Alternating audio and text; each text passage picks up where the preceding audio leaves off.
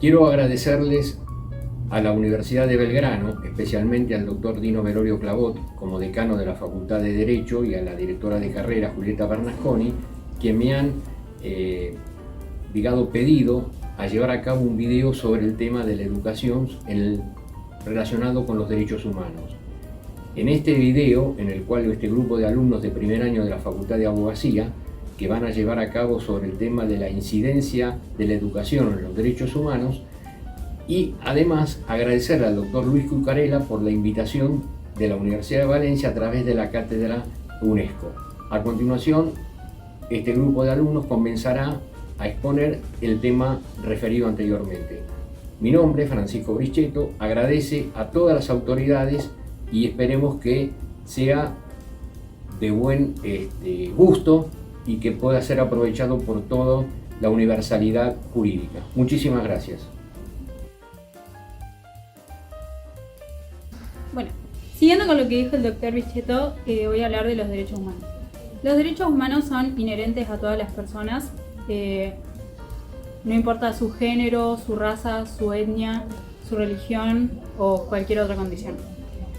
Son considerados principios universalmente protectores de la dignidad humana y las libertades fundamentales. Son inherentes a las personas solo por la condición humana y son reglas para el funcionamiento de la sociedad. La temática de nuestro trabajo son los derechos humanos desde la perspectiva de la educación, que el objetivo de la educación es el desarrollo pleno de la personalidad humana y así fortalecer el respeto a los derechos humanos y a las libertades fundamentales. El artículo 26 de la Declaración Universal de los Derechos Humanos obliga a tener una educación primaria universal y gratuita. Y hay una idea errónea de que la educación solo es para los niños, pero en realidad personas de todas las edades pueden llegar a beneficiarse de la educación y el alfabetismo. Y hoy más que nunca la tasa de asistencia a la escuela primaria de las niñas sube en igual ritmo que la de los niños en algunas regiones. El Banco Mundial, que es una asociación mundial cuyo objetivo es generar prosperidad compartida en los países en desarrollo, y la OCDE, que es un organismo internacional cuyo objetivo es generar un foro donde los gobiernos hablen de sus experiencias económicas, sociales y medioambientales para mejorar la comunidad, dicen que en 1960 solo el 42% de las personas alrededor del mundo sabía leer y escribir, lo que hoy en día ha aumentado ese número.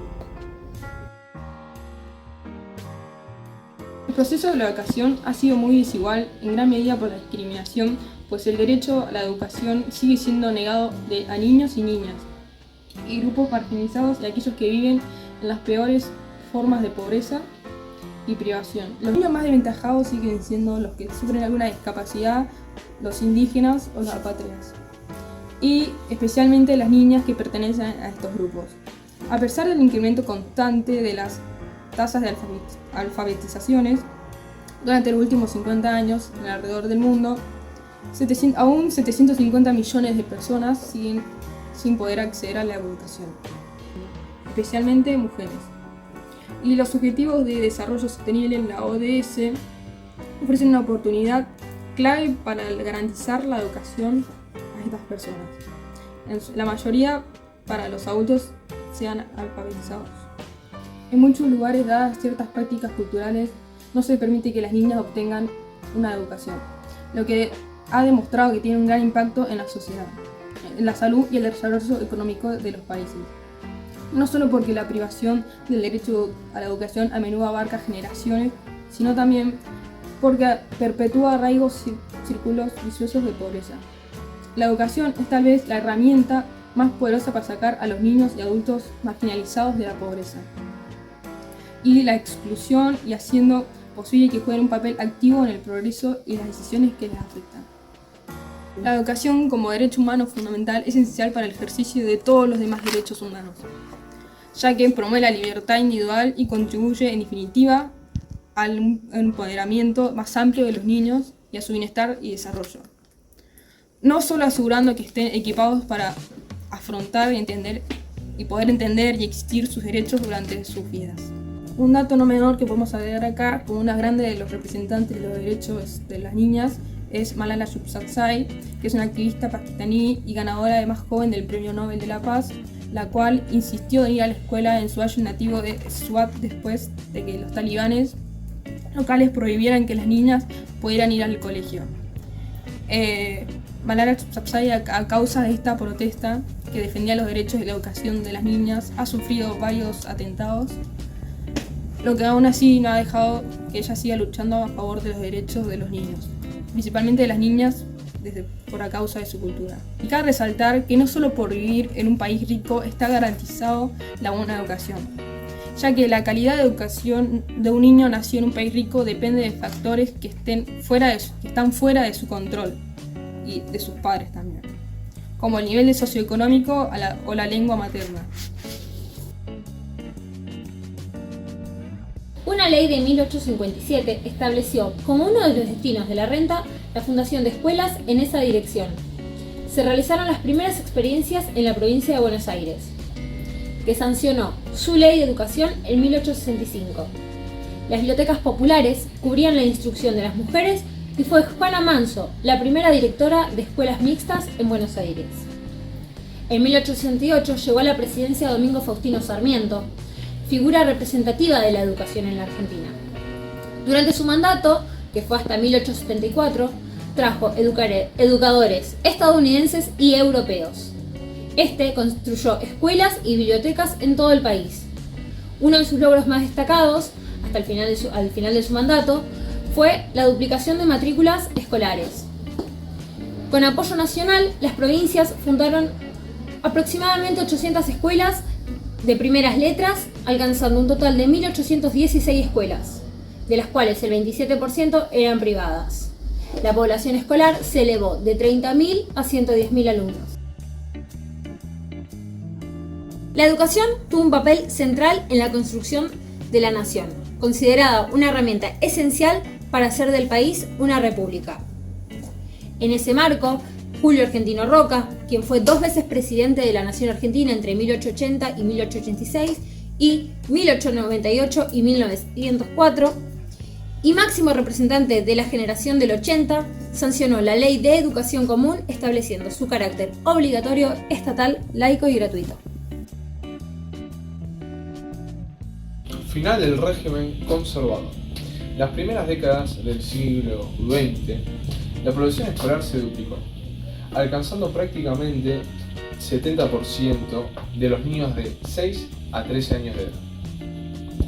El impulso del Estado a la educación pública universal entró pronto en contradicción con el sistema político restrictivo, y las consecuencias de esta tensión estallaron en las primeras décadas del siglo XX, cuando los nuevos sectores, medios en expansión, pusieron fin al régimen conservador. Y viene la reforma universitaria. Reforma universitaria. En 1949 se estableció la gratuidad de la enseñanza universitaria y terciaria a través del decreto 29.337. Se aseguraba así el acceso irrestricto del pueblo a la cultura, a la educación superior y a la formación profesional universitaria, eliminando la imposición de los aranceles vigentes que estaban en esa época y estableciendo que, como medida de buen gobierno, el Estado debe prestar todo su apoyo a los jóvenes estudiantes que aspiren a contribuir al bienestar y prosperidad de la nación,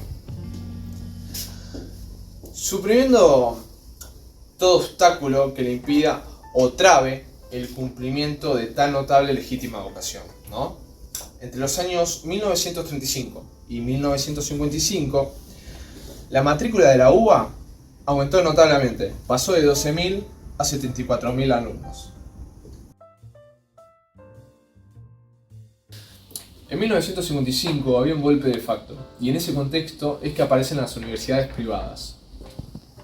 Hacia mediados del siglo XX, estamos hablando del 55, por decisión del ministro de Educación, demócrata cristiano, en ese momento bajo ese gobierno de facto, aparece el decreto ley que se hizo el 22 de diciembre de 1955, que básicamente se permitió las universidades privadas con capacidad de entregar títulos y diplomas académicos.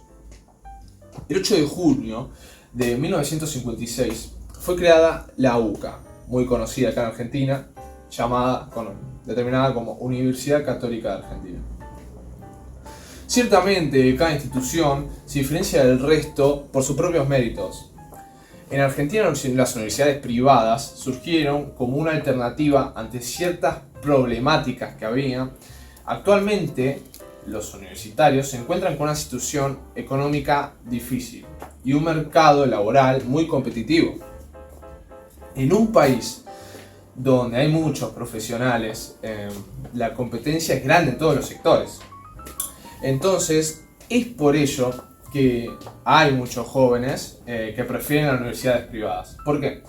Porque ya que les ofrecen mayor flexibilidad horaria, mejores instalaciones también, pasantías que les puedan permitir insertarse en el mercado laboral, es que prefieren justamente estas instituciones. Y cabe resaltar que en la actualidad hay muy buenas universidades argentinas, tanto como públicas o privadas. Se encuentran, digamos, en las mejores de Latinoamérica, según el ranking de universidades de Latinoamérica. Este prestigioso conteo tiene en cuenta factores como, por ejemplo, publicaciones en papers científicos, revistas universitarias y cantidad de profesores con títulos de posgrado. La reputación de la universidad y sus facultades a nivel académico, la participación en la web, relaciones con otras universidades también a nivel mundial, tanto pueden ser intercambios, etc. Y ciertamente la elección de universidad en Argentina dependerá de la situación y preferencias que tenemos cada uno, ya que desde la UBA hasta nuestra universidad tan honrada de Belgrano es de excelente calidad.